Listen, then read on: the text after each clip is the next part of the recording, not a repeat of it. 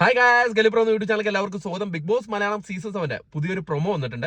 ആ പ്രൊമോയെ ഒന്ന് റെസ്പോണ്ട് ചെയ്യണമെന്ന് എനിക്ക് തോന്നി. കാരണം പ്രൊമോയിൽ കാണിച്ചിരിക്കുന്ന കാര്യം അങ്ങനത്തെ ഉള്ള ഒരു കാര്യമാണ്. പ്രൊമോയിലേക്ക് ആദ്യം ഞാൻ കടക്കാം, എന്നിട്ട് നമുക്ക് ബാക്കിയുള്ള കാര്യങ്ങൾ ചർച്ച ചെയ്യാം.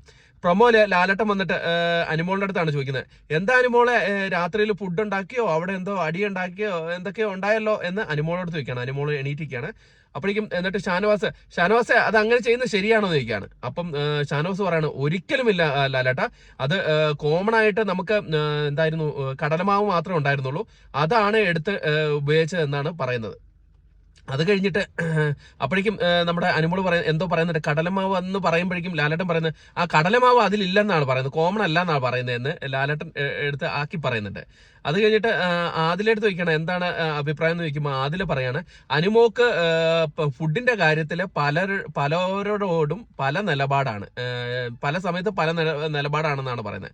ഓരോ ആൾക്കാരുടെ അടുത്തും ഫുഡിന്റെ കാര്യത്തിൽ പല സമയത്ത് പല നിലപാടാണെന്ന്. അപ്പൊ ലാലേട്ടൻ പറയാ, ഓ രാവിലെ ഒരു നിലപാട് ഉച്ചയ്ക്ക് ഒരു നിലപാട് എന്നാണല്ലേ എന്ന് പറയാ. കളിയാക്കാണ്, അതായത് അനുമോളിനെ കളിയാക്കാണ്.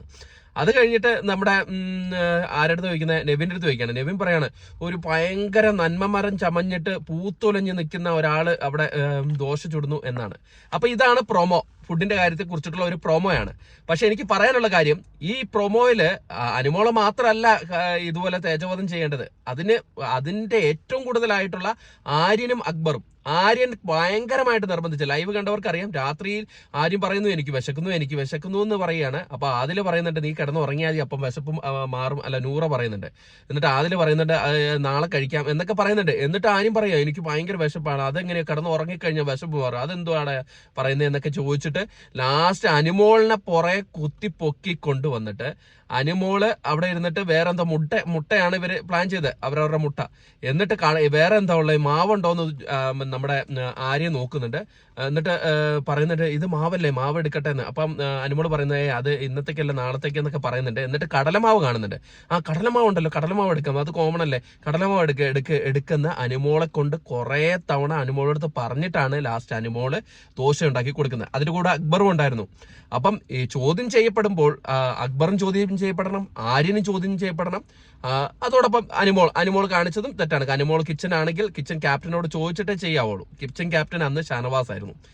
അപ്പം ഈ ഒരു കാര്യത്തില് അനുമോളെ മാത്രം ക്രൂശിക്കുന്ന ഒരു സംഭവം വരുമ്പം അത് നമുക്ക് ശരിയായ ഒരു നിലപാടായിട്ട് എനിക്ക് തോന്നുന്നില്ല. പ്രേക്ഷകരായ നിങ്ങൾക്ക് എന്താണെന്ന് അറിയത്തില്ല. അനുമോളുടെ ഹേറ്റേഴ്സ് ഉണ്ടാവും, ഹേറ്റേഴ്സ് പറയും, ഓ ഇത് ശരിയായ നിലപാടാണെന്ന് പറയും. പക്ഷെ ഒരു നിഷ്പക്ഷമായിട്ട് ഒരു ബിഗ് ബോസ് സീസൺ 7 നോക്കിക്കാണുന്ന ആൾക്കാർക്ക്, ലൈവ് കണ്ടവർക്ക് അത് വ്യക്തമായിട്ട് അറിയാം. ആര്യൻ അവിടെ കിടന്ന് ഭയങ്കരമായിട്ട് നിലവിളിച്ചിട്ടാണ് അനുമോള് എന്തെങ്കിലും, അത് മുട്ട ഉണ്ടാക്കാൻ പോകുന്നതാണ്, അപ്പോഴാണ് കടലമാവ് കാണുന്നത്. അപ്പൊ ആര്യനാണ് പറയുന്നത് കടലമാവ് കോമണ, അപ്പൊ എടുത്തുപയോഗിക്കെന്ന് പറഞ്ഞിട്ടാണ് ഇത് ചെയ്യുന്നത്. അതെന്തായാലും ലാലേട്ടൻ ചോദിക്കേണ്ടിരുന്നു. അതുകൊണ്ട് അത് എനിക്ക് വലിയ ഒരു സുഖമായിട്ട് തോന്നിയില്ല, ഒരാളെ മാത്രം തേജോവധം ചെയ്യുന്നത്. അപ്പം അങ്ങനെ ഒരു കാര്യം നടന്നത് നിങ്ങളെ ഒന്ന് അറിയിക്കണം എന്ന് എനിക്ക് തോന്നി. അപ്പം ഇതില് അനുമോളിനെ മാത്രം ക്രൂശിക്കപ്പെട്ടത് ശരിയാണോ തെറ്റാണോ എന്നും കൂടെ വീഡിയോയുടെ കമന്റ് ആയിട്ട് ഇടപെടുത്തുക. അപ്പൊ അടുത്തൊരു വീഡിയോ ആയിട്ട് കാണുന്നവരെ ടാറ്റാ ബൈ, താങ്ക് യു.